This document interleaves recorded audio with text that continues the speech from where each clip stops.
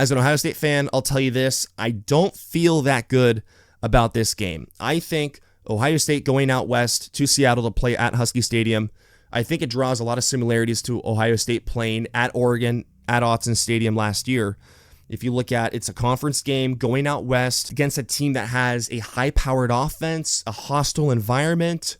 I mean, they're not the same team, and I think Oregon last year is better than Washington this year, partly because we just don't know how good Washington is. They haven't really played anybody. They haven't been tested at all.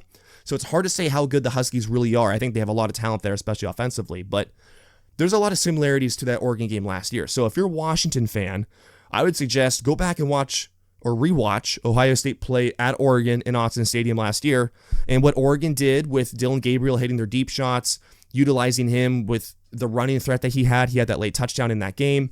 Oregon getting just enough stops defensively to win that game.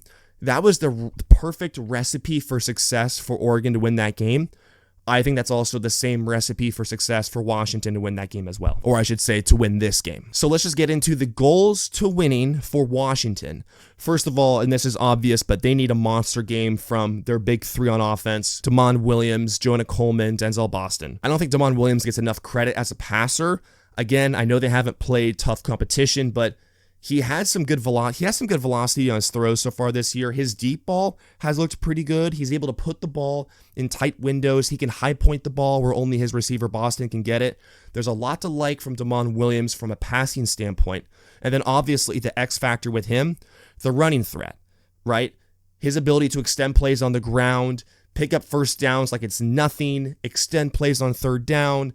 He's probably the quickest, fastest, quick twitch player on the field, even including Ohio State's defensive athletes.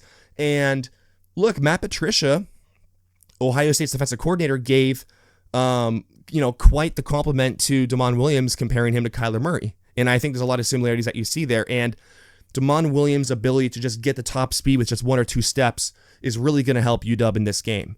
Jonah Coleman, obviously a very good back, one of the best backs in college football, I think we can say. And then Denzel Boston, a big target, a good receiver, an NFL caliber receiver. You're gonna need a big game from these three guys. And again, if you look at the Oregon game last year when they beat Ohio State, what Oregon was able to do offensively, I think is going to be similar in a way to what Washington needs to do to win this game from their star offensive players. Defensively for Washington, they don't really scare me. Like, I don't feel that they're going to shut down Ohio State's offense. I will say, they have some dudes, right? Like, I'm not going to say they don't have talent. They just don't scare me the way Washington's offense does. But Washington's defense, again, just like Oregon last year, if they're going to be within striking distance of this game, in the second half, they're going to need one or two huge gotta-have-it stops from their defense. Washington's also going to need a crazy environment. I mean, there's been a lot of talk already about the 22 straight home wins. They win games at home. They're very good at home. The crowd is going to have to be loud, and I think they're going to be ready to go. There's going to be Ohio State fans there. I think they're going to travel pretty well, but I think Husky Stadium is going to be rocking with a lot of purple. And I think the fans are going to have to force Ohio State into a silent count as well. Washington also has to play loose. They're unranked. I get that. The AP poll means nothing. I mean, if anything, Washington being unranked just shows you what a joke the AP poll is. So if you're a Washington fan, and I get it, you might be upset that they're not ranked. It doesn't matter. The AP poll means nothing. No one watches the games. They just watch the results, the voters, and it's a joke. Washington should be ranked, but Washington, they're playing with house money. They're supposed to lose this game. They have the number one team in the country coming into their stadium. They're unranked. They have nothing to lose. Here's one thing to worry about from the Washington fan standpoint. Damon Williams, and frankly, this Washington team in general, they haven't seen a defense like this Ohio State Matt Patricia defense, but also they haven't seen an Ohio State team like this yet. Is this too big of a jump from the competition that they've played already, right? From Colorado State, UC Davis, Washington State, now Ohio State. Like, is that too big of a jump? I think they're going to be ready to play. There's a lot of talent there offensively, so I think they'll be fine, but I think that's certainly a concern you have to have. Let's go to the other side of the ball, the goals to winning for Ohio State. First of all, I think if they score early, you take the crowd out of it a little bit. You subdue the crowd, kind of bring them back down to earth. Maybe you don't have to go into the silent count.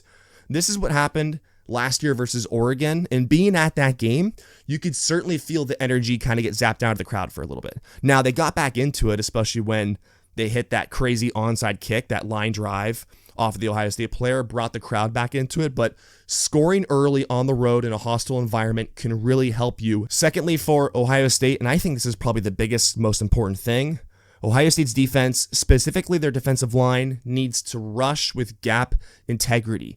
They have to squeeze that pocket in on Damon Williams. They can't overrush. If you overrush and try to make a play and try to get a sack, sacks are great, but if you overrush and don't get there, a player like Damon Williams can see that hole, see that gap open up and gone. And that can kill you on third downs, third and long. Obviously, he's a very good player on the ground utilizing his legs, so he can destroy you like that. He can extend plays on the run by rolling out of the pocket and throwing the ball. So that's probably my biggest concern with Ohio State's defense. Not that they can't do it or won't do it, but Damon Williams can make plays if you give him room to run. And then part of this as well, what kind of plays into the same thing, I think you're going to see them spy a lot with their linebackers, Arvell Reese and Sonny Styles. They're going to put a spy on Damon Williams, especially on those third down plays. Caleb Downs is going to be involved in that as well. They're going to utilize him as kind of like the jack of all trades player. He'll line up on the line of scrimmage. So they're going to throw a lot of looks at Damon Williams and try to confuse him. I think they also have to keep UW's offense off the field. So long drives for Julian Sand in the Ohio State offense.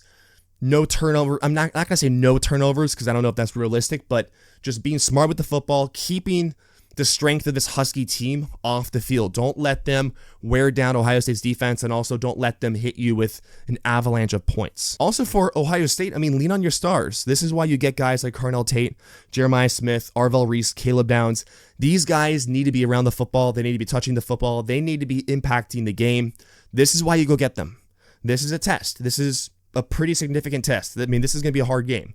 These guys are your star players. They have to have an impact on the game.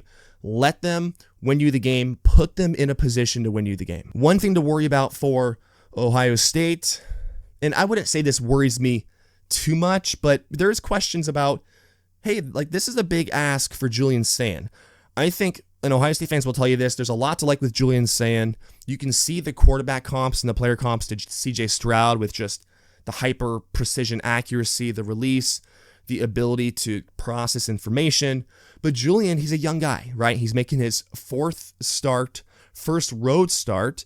And this is not, he's not going on the road at Rutgers. This is, thank God it's not a night game, but you're going on the road, hostile environment, Husky Stadium, a defense that's certainly capable and, that has some talent. I don't think the moment is going to be too big for him. I think they're going to have him ready to play. But I think I'd be naive to say he's not going to make any mistakes. So I think the real question is, when is he going to make bad mistakes? When is he going to make those errors or have a turnover or two? And if you do that at the wrong time, that can keep UW right there within striking distance to win the game.